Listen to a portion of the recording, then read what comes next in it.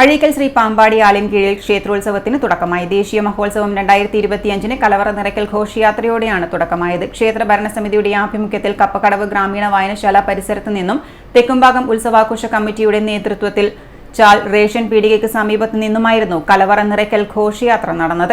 അതിപുരാതനവും കേരളത്തിലെ നാഗാരാധനാ ക്ഷേത്രങ്ങളിൽ പുകഴ്പെറ്റതുമാണ് അഴീക്കൽ ശ്രീ പാമ്പാടി ആലൻകീഴിൽ ക്ഷേത്രം. ഫെബ്രുവരി 2 മുതൽ 9 വരെയാണ് ഇവിടെ മഹോത്സവം നടക്കുന്നത്. ഇന്നലെ ക്ഷേത്ര ഭരണസമിതിയുടെ നേതൃത്വത്തിൽ ശ്രീരാം വാദ്യസംഘം അഴീക്കോടിന്റെ ചെണ്ടമേളത്തിന്റെയും മുത്തുകുടകളുടെയും അകമ്പടിയോടെ ആയിരുന്നു കലവറ നിറയ്ക്കൽ ഘോഷയാത്ര നടന്നത്. ഉത്സവ ദിവസങ്ങളിലെ അന്നദാനത്തിനാവശ്യമായ ഭക്ഷ്യധാന്യങ്ങളും കാർഷിക വിഭവങ്ങളും ചുവന്നുകൊണ്ടുള്ള അതിഗംഭീര ഘോഷയാത്രയായിരുന്നു കപ്പക്കടവ് ഗ്രാമീണ വായനശാല പരിസരത്ത് നിന്നും ക്ഷേത്രത്തിലേക്ക് നടന്നത്.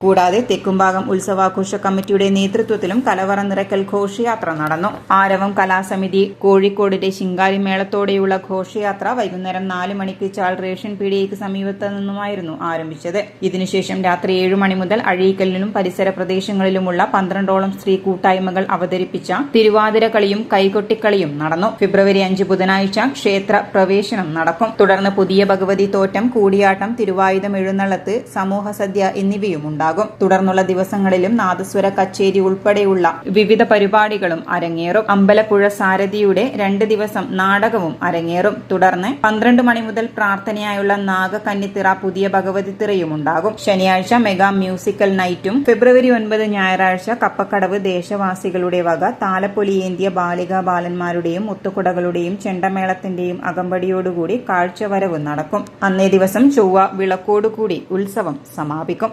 City news Kannur.